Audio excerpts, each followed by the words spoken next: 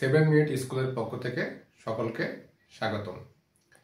সুপ্রিয় শিক্ষার্থীবৃন্দ, আজ আমরা জৈব যৌগ এই সম্পর্কে আলোচনা করব। প্রিয় শিক্ষার্থীবৃন্দ, আমরা এসএসসি লেভেল অর্থাৎ নবম দশম শ্রেণীর বইতে জৈব যৌগ সম্পর্কে যে আলোচনা আছে ওই সম্পর্কে আমরা আজকে একটু আলোচনা করব। যারা প্রাইমারি লেভেল অর্থাৎ যাদের জৈব যৌগ সম্পর্কে কোনোই ধারণা নাই, একেবারে তারা শুরু থেকে শুরু করতে চাচ্ছে, আজকের ক্লাসটা তাদের জন্য। তো প্রিয় শিক্ষার্থী, অবশ্যই তোমরা মনোযোগ দিয়ে ক্লাসটা উপভোগ করবে। আমি আশা করি তোমরা যদি আজকের ক্লাসটা একটু গুরুত্ব সহকারে দেখো, তাহলে এই জৈব যৌগ নিয়ে ভয়ের কিছু নাই, তোমার হাতের মুঠোয় চলে আসবে জৈব যৌগের বিষয়গুলো, যদি তুমি গুরুত্ব সহকারে বিষয়গুলো রপ্ত করো। আমি খুব সহজভাবে এবং খুব ইজিভাবে তোমাদের বোঝানোর চেষ্টা করব, কিন্তু তোমাদের মনে রাখতে হবে যে অবশ্যই তুমি এই বিষয়গুলো এখান থেকে নিজের আয়ত্তে নিয়ে আসবা। তার জন্য কিন্তু তোমাদের অবশ্যই ধৈর্য ধারণ করতে হবে এবং গুরুত্ব সহকারে বিষয়গুলো লক্ষ্য করতে হবে। আমরা আসলে জৈব যৌগ, এই জৈব যৌগ সম্পর্কে জানার আগে আমাদের একটু ইতিহাস জানতে হবে। আসলে জৈব যৌগ বিষয়টা কি, তাই না? এখন জৈব যৌগ 1828 সালের পূর্বে 1828 সালের পূর্বে ধারণা করা হতো, অথবা এটা মতবাদী ছিল যে জৈব যৌগ কৃত্রিমভাবে অথবা ল্যাবে তৈরি করা যায় না, এটি শুধুমাত্র প্রাণী এবং উদ্ভিদ থেকে তৈরি হয়ে থাকে। এটা কে বলেছিল? বিজ্ঞানী বার্জেলিয়াস। তার মতে বলা হতো যে জৈব যৌগ কোনোভাবেই কৃত্রিমভাবে তৈরি করা সম্ভব না, এটি প্রাণী এবং উদ্ভিদ থেকে তৈরি হয়ে থাকে। এটাকে বলা হতো, বলছিল কি বিজ্ঞানী বার্জেলিয়াস, এবং যেটা হতো যার নাম ছিল প্রাণ রসায়ন শক্তি বা প্রাণ শক্তি। কিন্তু 1828 সালের পরে এই ধারণাটা পাল্টে যায়। কিভাবে পাল্টায়? বিজ্ঞানী ফ্রেডরিক ভোলার একদিন একটি ল্যাবে কাজ করছিল। সেখানে তিনি এই যে অ্যামোনিয়াম সায়ানাইড নিয়ে কাজ করছিল। তিনি ল্যাবে এই অ্যামোনিয়াম সায়ানাইডকে তাপ দেয়। তাপ দিলে এই অ্যামোনিয়াম সায়ানাইডের যে পরমাণু আছে, এই পরমাণুর কি হয়? কিছু পুনর্বিন্যাস ঘটে নতুন একটা যৌগ তৈরি হয়। সেখানে কিন্তু পরমাণুর কোনো পরিবর্তন হয় না, শুধুমাত্র পরমাণুর কি হয়? পুনর্বিন্যাস ঘটে, এবং যে যৌগটা তৈরি হয় সেটা হচ্ছে ইউরিয়া। সেটা কি? ইউরিয়া। এই ইউরিয়ায় আমরা দেখতে পাচ্ছি যে CO আছে, এটা হচ্ছে কার্বনিল বা কিটোন, যা হচ্ছে জৈব যৌগ। এখন এখানে যেটা তৈরি হয়েছে এটা কিন্তু হয়েছে আমার জৈব যৌগ। আমরা যেখান থেকে পেয়েছি সেটা হচ্ছে অজৈব যৌগ। এখন তাহলে কি হলো? বিজ্ঞানী বার্জেলিয়াস কি বলেছিল? যে জৈব যৌগ কোনোভাবেই কিন্তু কৃত্রিমভাবে তৈরি করা সম্ভব না। কিন্তু বিজ্ঞানী ফ্রেডরিক ভোলার ল্যাবে যখন এই অ্যামোনিয়াম সায়ানাইডকে তাপ দিয়েছিল, তখন হঠাৎ করে যে উৎপাদন হয়েছে, কি হয়েছে? ইউরিয়া হয়েছে, যার ভিতরে কিন্তু জৈব যৌগের বৈশিষ্ট্য বিদ্যমান। এবং সেটা এখানে যে অ্যামোনিয়াম সায়ানাইড ছিল অজৈব যৌগ, তার থেকে সম্পূর্ণ ভিন্ন বৈশিষ্ট্যের একটা জৈব যৌগ তৈরি হয়েছে। তাহলে কি হলো? 1828 সালের পর থেকে বিজ্ঞানী বার্জেলিয়াসের মতবাদ সম্পূর্ণ ভুল প্রমাণিত হলো, এবং 1828 সালের পরে বিজ্ঞানী ফ্রেডরিক ভোলার প্রমাণ করলো যে না, জৈব যৌগ অবশ্যই কৃত্রিমভাবে তৈরি করা সম্ভব। এবং বর্তমানে আমরা দেখতে পাচ্ছি যে অজৈব যৌগ অপেক্ষা জৈব যৌগের ব্যাপ্তি অনেক বেশি, জৈব যৌগ হিউজ পরিমাণ আমরা পাচ্ছি। তো কি হলো, অবশ্যই আমরা সেই বিজ্ঞানী বার্জেলাসের মতবাদ সম্পূর্ণ ভুল প্রমাণিত হলো এবং বিজ্ঞানী ফ্রেডরিক নতুন করে মতবাদ প্রদান করলো। এখন কথা হচ্ছে এই জৈব যৌগে যে তার প্রাচুর্যতা অনেক বেশি, কারণ কি? কারণ মূল যে কারণটা, কারণ জৈব যৌগের ভিতরে যে পরমাণুটা আছে কার্বন পরমাণু, যেটা মূল উপাদান কার্বন, সেই কার্বনটা কি করে আমরা জানি, কার্বনটা নিজেদের মধ্যে অর্থাৎ একটি কার্বনের সাথে আরেকটি কার্বন এভাবে সমযোজী বন্ধনে আবদ্ধ দীর্ঘ শিকল তৈরি করে। এই যে এভাবে একটি কার্বনের সাথে আরেকটি কার্বনের কি হয়, নিজেদের মধ্যে সমযোজী বন্ধন হয়ে একটা দীর্ঘ শিকল তৈরি করে, যেটাকে বলে ক্যাটিনেশন।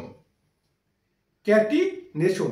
আর এই ক্যাটিনেশন ধর্মের জন্য কিন্তু কার্বন আস্তে আস্তে তার শিকল বৃদ্ধি করছে এবং যার কারণে কিন্তু জৈব যৌগের প্রাচুর্যতা বা ব্যাপ্তি অনেক বেশি।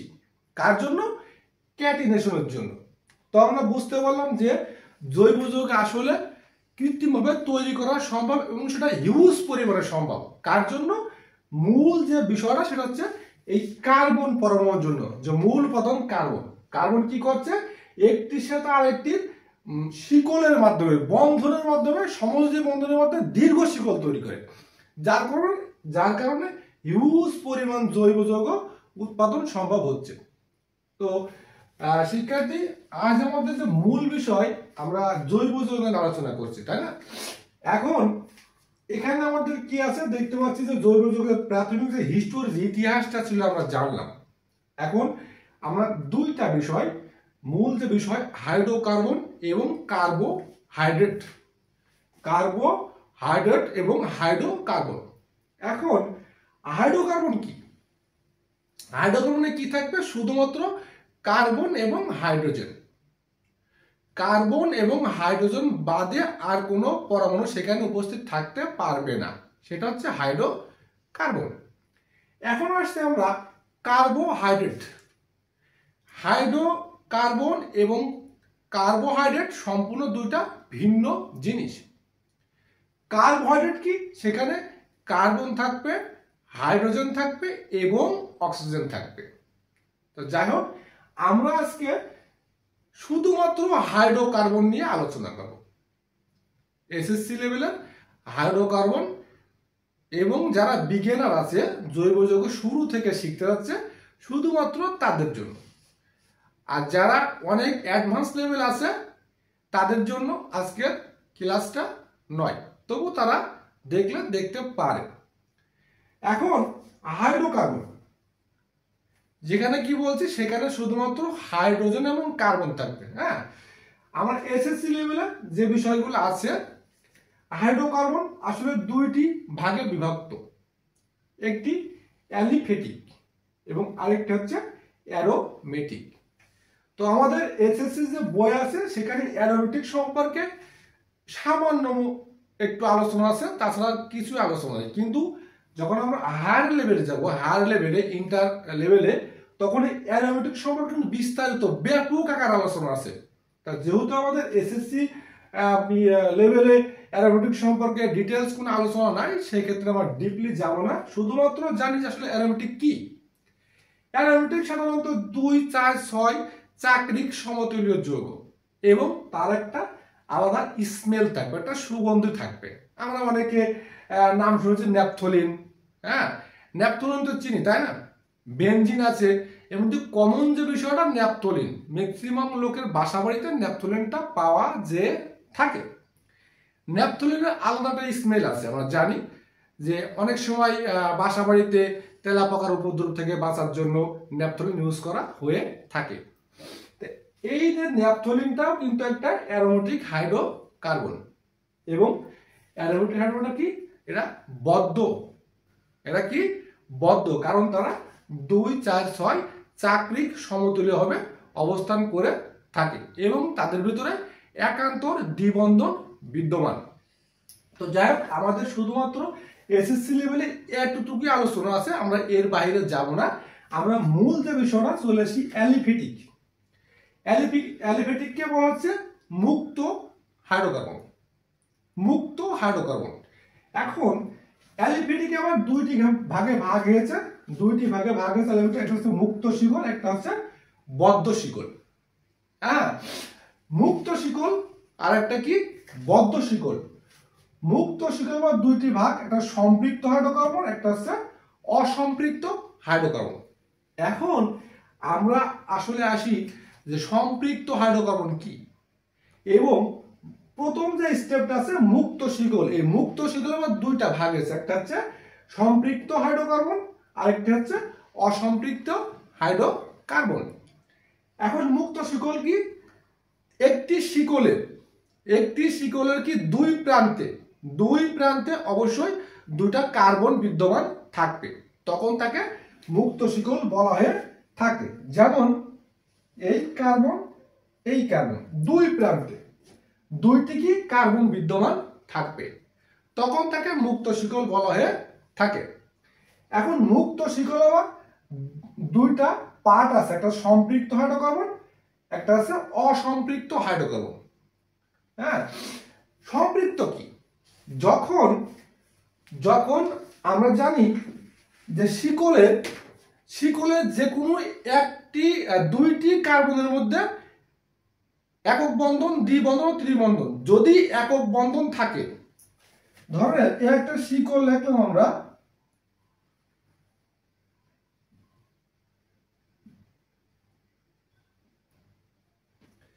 দেখো একটা শিকল লিখে CH3 bond CH2 bond CH3।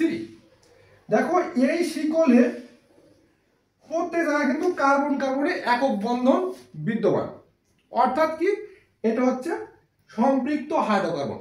অর্থাৎ কি, যদি কার্বন কার্বন একক বন্ধন বিদ্যমান থাকে তখন তাকে সম্পৃক্ত হাইড্রোকার্বন বলা হয়ে থাকে।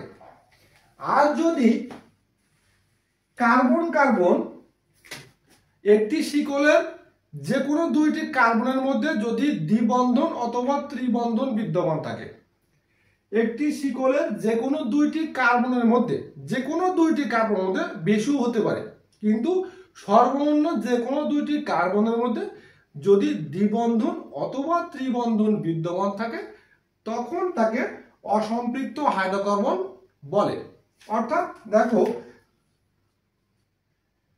CH3 bond CH double bond CH2। এখন দেখো এখানে কিন্তু এই জায়গাটা, দেখো এই জায়গাটা কি আছে, একটা দ্বিবন্ধন আছে, একটা কি আছে দ্বিবন্ধন, অর্থাৎ কি এটা অসম্পৃক্ত হাইড্রোকার্বন। আবার যদি এখানে একটা ত্রিবন্ধন দেওয়া হয়, কি আছে ত্রিবন্ধন, তাহলে এটাও কিন্তু অসম্পৃক্ত হাইড্রোকার্বন। অর্থাৎ কি আমরা কি বুঝলাম, একটা হচ্ছে সম্পৃক্ত হাইড্রোকার্বন, একটা অসম্পৃক্ত হাইড্রোকার্বন। সম্পৃক্ত কি, যদি কার্বন কার্বন একক বন্ধন বিদ্যমান থাকে তখন তাকে সম্পৃক্ত হাইড্রোকার্বন বলা হয়ে থাকে। আর যদি কার্বন কার্বন দ্বিবন্ধন অথবা ত্রিবন্ধন বিদ্যমান থাকে তখন তাকে অসম্পৃক্ত হাইড্রোকার্বন বলা হয়ে থাকে। এখন দেখো অসম্পৃক্ত হাইড্রোকার্বন বা দুই প্রকার, কি আছে, একটি আছে অ্যালকিন, একটা আছে অ্যালকাইন। একটি অ্যালকিন আর একটি কি অ্যালকাইন। এখন অ্যালকিন কি, অর্থাৎ যখন কার্বন কার্বন দ্বিবন্ধন বিদ্যমান থাকবে তখন অ্যালকিন। কার্বন কার্বন দ্বিবন্ধন, এটা কার্বন কার্বন দ্বিবন্ধন, সুতরাং এটা অ্যালকিন। যদি কার্বন কার্বন ত্রিবন্ধন থাকে, কার্বন কার্বন ত্রিবন্ধন, তখন তাকে আমরা অ্যালকাইন বলি। অর্থাৎ কি, আমরা অসম্পৃক্ত হাইড্রোকার্বন দুইটি অংশ, একটা আছে অ্যালকিন, একটা আছে অ্যালকাইন। অ্যালকিন কি, যখন কার্বন কার্বন দ্বিবন্ধন তখন অ্যালকিন, যখন কার্বন কার্বন ত্রিবন্ধন তখন অ্যালকাইন। আরেকটি পার্ট দেখো বদ্ধ শিকল। আমরা মুক্ত শিকলের যে অংশগুলো দেখলাম, এখন দেখো বদ্ধ শিকল। বদ্ধ শিকল কি, যেটা আমার চক্র আকারে থাকবে, যেটা চক্রাকারে থাকবে, অর্থাৎ অ্যালিসাইক্লিক। অ্যালিসাইক্লিক, ঠিক আছে। কোনো দুই প্রান্তের কার্বন মুক্তভাবে থাকবে না, ছাড়া থাকবে না, প্রত্যেকটা কার্বনের সাথে কার্বনের একটা বন্ডিং থাকবে, তখন তাকে আমরা কি বলি? অ্যালিসাইক্লিক বা বদ্ধ শিকল। সাপোজ তোমার যদি এমন থাকে, দেখো সবাই একটু মনোযোগ সহকারে, আমরা যখন মুক্ত শিকল দেখেছিলাম, এটা কিন্তু মুক্ত শিকল, অর্থাৎ কি এই প্রান্তের কার্বন এই প্রান্তের কার্বন কি অবস্থায় আছে? মুক্ত অবস্থায় আছে, দুই প্রান্তে দুইটি কার্বন বিদ্যমান আছে, এটা হচ্ছে মুক্ত শিকল। এখন যদি বদ্ধ শিকল দেখি তাহলে কি হবে থাকে, দেখো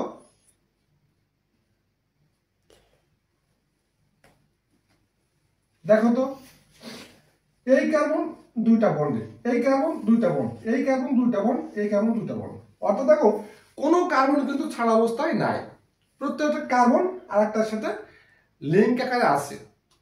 এটা হচ্ছে আমাদের বলা হচ্ছে যে বদ্ধ শিকল বা অ্যালিসাইক্লিক। এখন এই অ্যালিসাইক্লিকও আবার কিন্তু দুই প্রকারের থাকতেছে, সম্পৃক্ত এবং অসম্পৃক্ত। আমরা কিন্তু আগেই জেনেছি যে আসলে সম্পৃক্ত কি আর অসম্পৃক্ত কি। যদি আমি এই বদ্ধ শিকল হাইড্রোকার্বন অথবা অ্যালিসাইক্লিকও যদি আমার এই কার্বন কার্বনের ভিতরে কি থাকে? একক বন্ধন থাকে, তখন সেটা সম্পৃক্ত। আর যদি কার্বন কার্বন দ্বিবন্ধন অথবা ত্রিবন্ধন থাকে, তখন সেটা অসম্পৃক্ত। সিম্পল বিষয়। আমরা আসলে শিক্ষার্থী, আমাদের টার্গেট থাকবে কি জৈব যৌগ সম্পর্কে ব্যাপক ধারণা লাভ করা, যাতে আমরা এই জৈব যৌগ সম্পর্কে ভালো কিছু জানতে পারি, শিখতে পারি।